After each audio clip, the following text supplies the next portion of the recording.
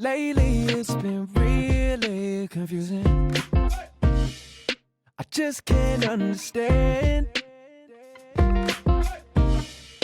You say that you're catching feelings, but I'm always left on red. Ooh, no. And every time we meet, nothing is off, Deep down I gotta say, I'm digging your vibe. There's something, it's the fact. You're switching up again. I don't know what's your move. Tell me, baby, what to do. Welcome back to the Marriage Mixtape, where we go over, controversial things in relationships, and we have real conversations with real people, and we just really discuss the topics of the relationship standards in the Black community. I'm Bam. I'm so ready for the spice that's about to come on top of it. We'll see what she's talking about. Hi guys, I'm just a camera person. And my name is Nino Black. Okay guys, let's get right into the questions. I would go over the rules, but we never follow them anyway. Okay, jumping into the first question. At which age should you start teaching your children about credit? 12. I have to agree. It's around like when they get a little bit right before the teenage years, so that they can kind of set stuff up and get things in place so that they can all have a car early, and you don't have to, fund it off. You start building their credit and helping them with getting sister accounts on there and get them built. And I say 10, because you can get them familiar with it before the age, because some ages at 12 are doing a lot of big things. So 10, I would definitely say. She just said 10 because she wanted to be different. Either way, 10. I agree with 12 too, because I feel like you're kind of coming in too, so you're a little bit more literal to help break the situation down. All right, that's it. Next question. What ages did either of you leave your home, or did you leave home, or did you get put out? I didn't leave home until 20, but it wasn't like I was working out of town, so it was kind of more convenient to not own a place or rent, just stay home, and my wife was home, so worked better for us that way. Mm-hmm. And I left home at 14. Wow. Yeah. Long story to that, but we'll get on the podcast on another day. I left at 15. And I got a question.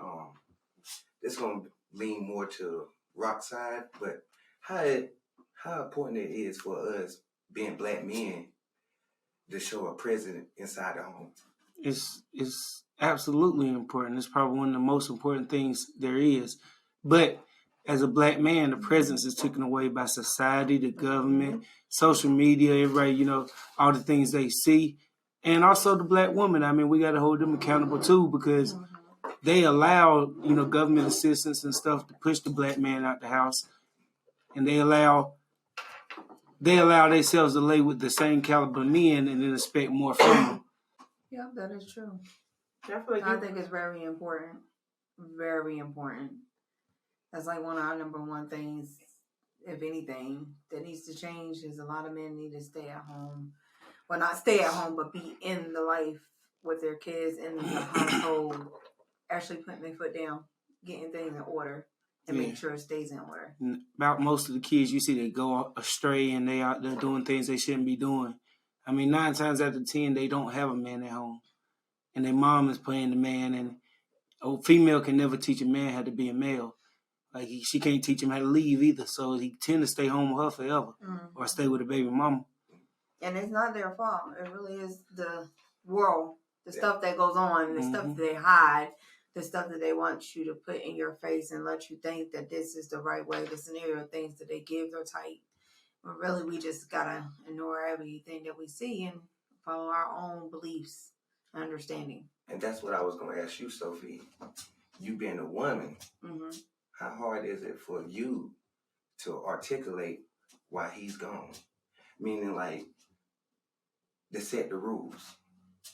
It's to keep the home going. So I can say at first it was very hard because we didn't realize that there was going to be a lot of issues at first with our kids and their behavior and the changes. So I always say this: people do got to go through something to know what needs to change or what needs to happen, because you won't know until you go through it. So we didn't have those standards until our teenagers started acting up a little bit. So then that's when he put in place discipline. I mean, I can't say it was already discipline there, but it was lingered because it was never trouble issues.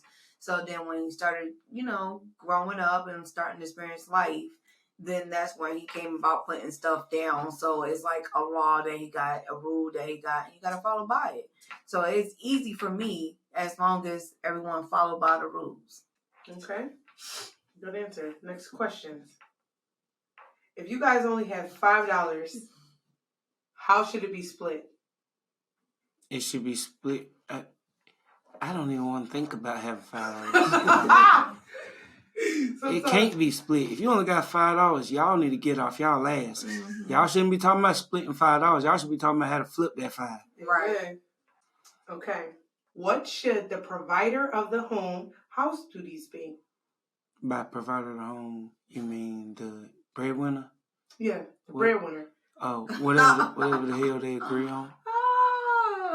Usually for me, keep it real. I cut grass. I whoop ass. Okay. And take out trash. I ain't taking out trash. I got young men for that. Okay. But I try not to cut the grass either. That's on them. So I guess my thing would be to lead. Okay. And being a leader, that merely means that I get the best out of everybody else. So I don't really need no duties besides leading and paying bills. Okay. That is true. And for me, as a woman, there's a lot of duties that we have. A lot. Okay.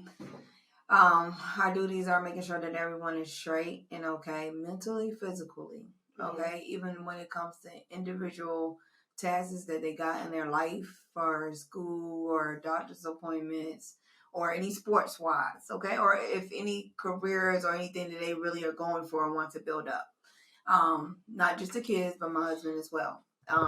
Also making sure the house is clean, making sure it's cooked, food fed, everything, making sure all of those things. I mean, it sounds like a lot, but women are built to be able to handle and multitask a lot of things. They can't say they're not, because as soon as something go wrong or they upset, they can do it on their own. Trust me. So is to be able to do it together with a lot of people, or so to say, your spouse with you. It's a lot. I ain't gonna lie, it's a lot.